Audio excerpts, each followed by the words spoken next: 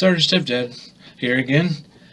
I'm going back into when I was growing up and during all these step parts of my life.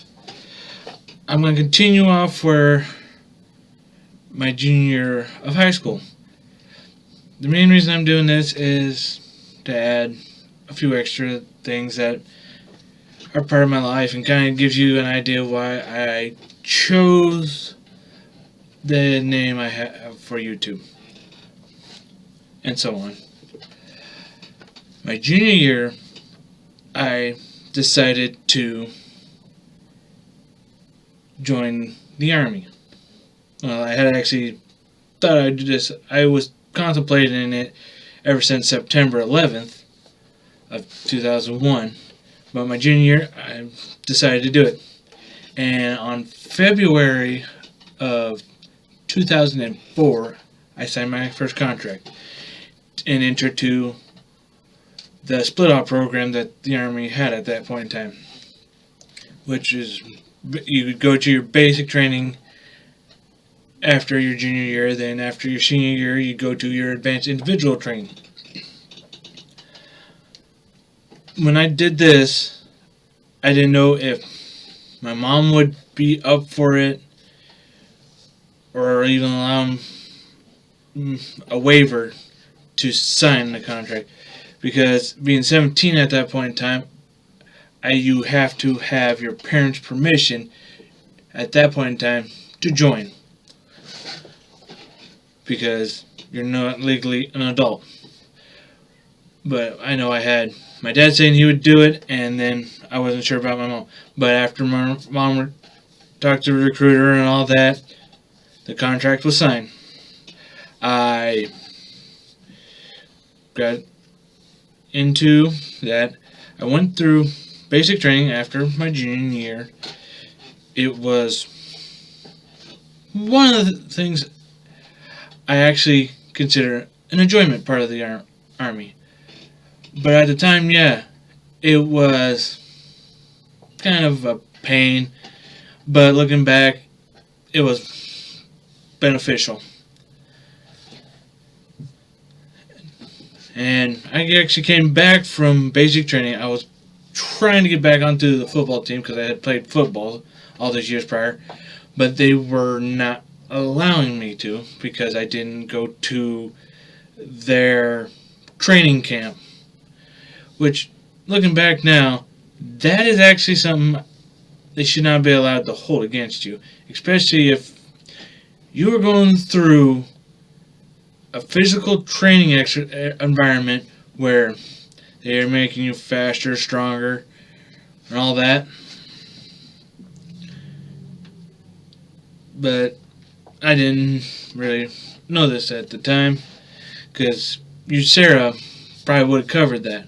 I mean, USERA covers work, but I don't know if they really cover that issue. But I would do my 1 week in a month.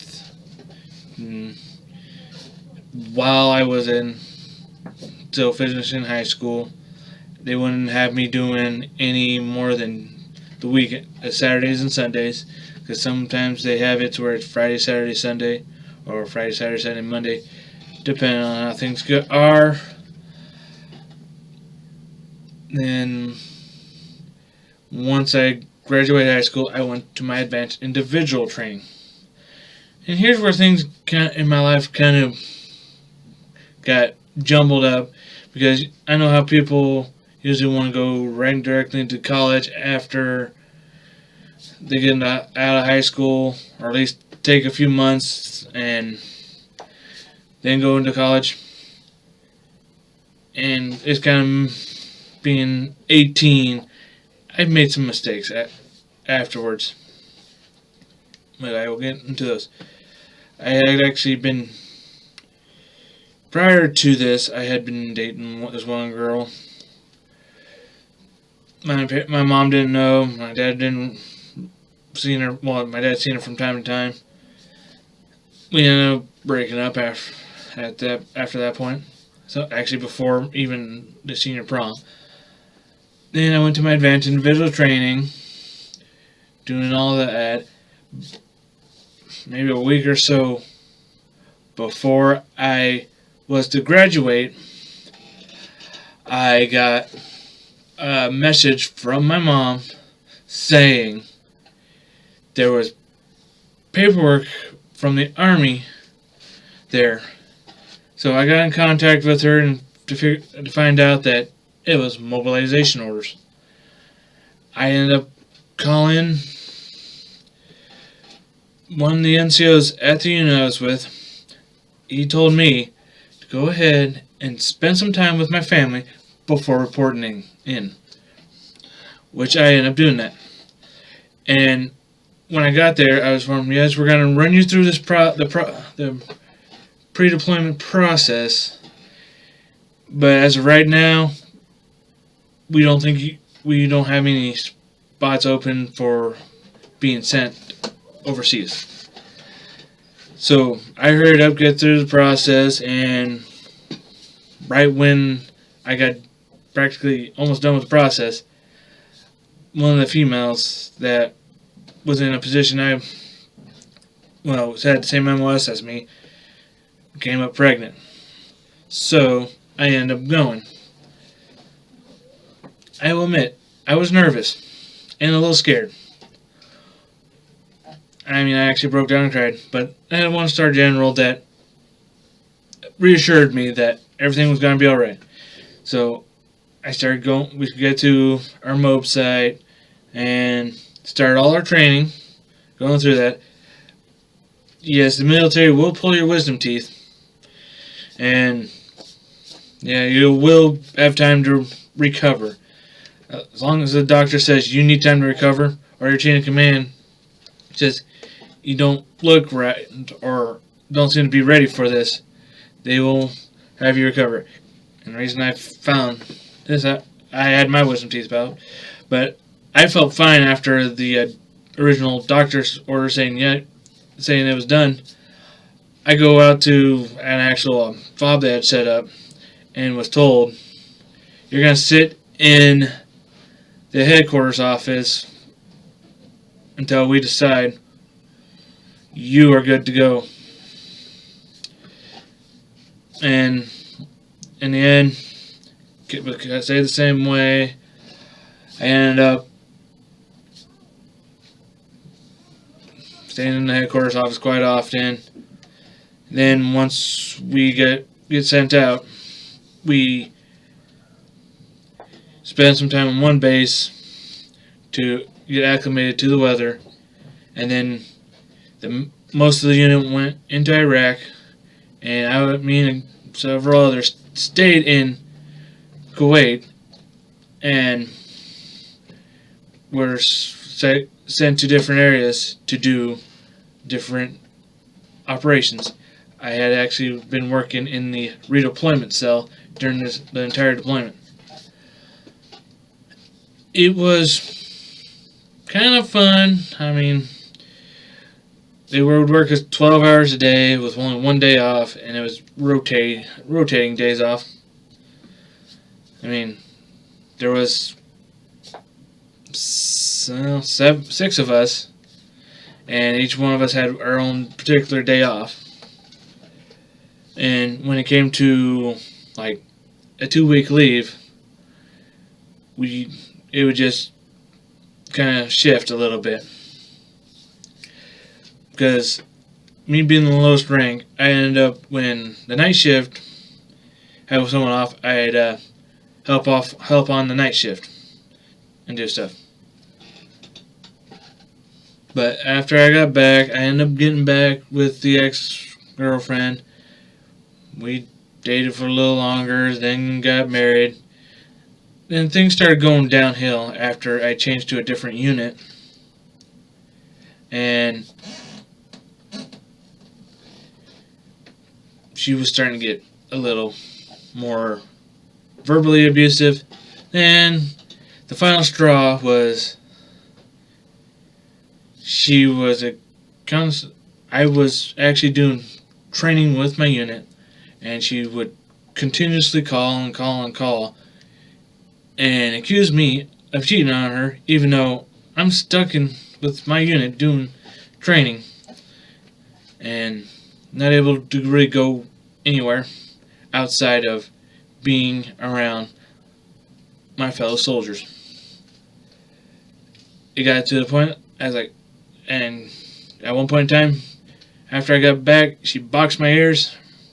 I mean, she went like this to my ears. And I decided it was enough. I packed all my stuff up, and I contacted my sister, and she helped me get out. And I ended up finding my current wife after some time. And we started dating. And as time went along, we ended up moving in together. She had 2 children, well, 2 girls of her own from a previous marriage, and the oldest was probably about 4 or 5 at the time. Told her that she wanted to marry a guy like me, and continue that. And, well, it ended up, she started thinking, if I want my child to marry someone like him, why don't I? And after so long, we ended up getting married. But there's some other thing I want to talk about. Her ex. Her ex is actually what I call a deadbeat. Doesn't really want anything to do with child, doesn't pay child support. They were still married as well as me when we met, but we were both separated. He had actually been in jail for, I believe, drug charges. But she told me he was physically abusive with her. And I'm not a big fan of that at all. He just kept getting worse. He didn't want to do anything with the kids for the longest time, unless it was to show him off to a new girlfriend, or try to buy their love. Eventually,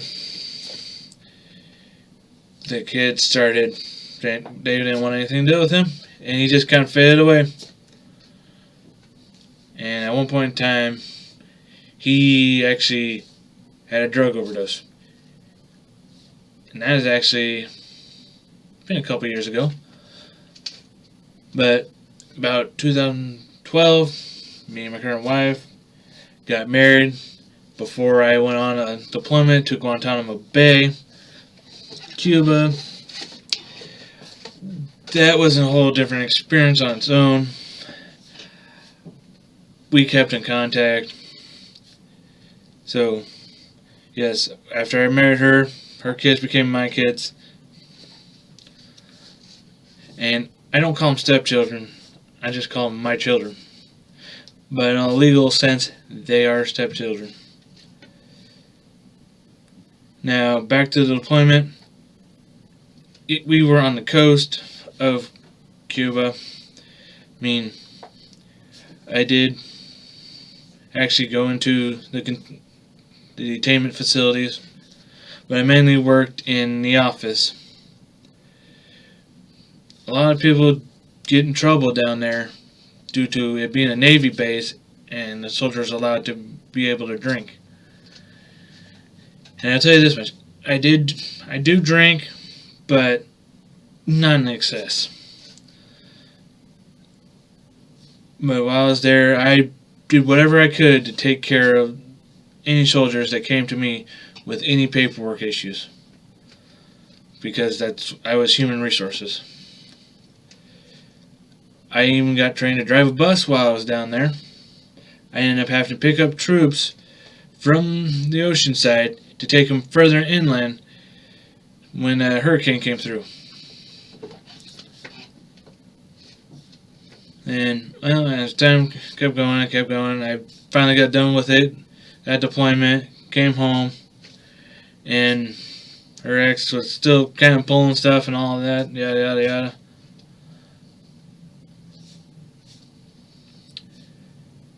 But we never let him get to us. Eventually, we moved into our own house. I mean, it's a 3-bedroom. I'll admit, we struggle with our bills, but I actually have a job working for a medical facility.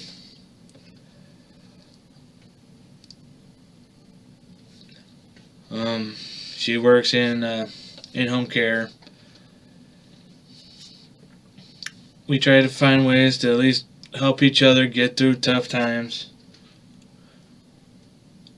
And actually, last year we had a baby of our own, and right now he's asleep. But it was one of the happiest points in my life. It doesn't mean I'm going to be changing anything on how I treat the other two, but you should never allow that to happen. They're all my kids, and I will do whatever I can to help them succeed in life or to protect them.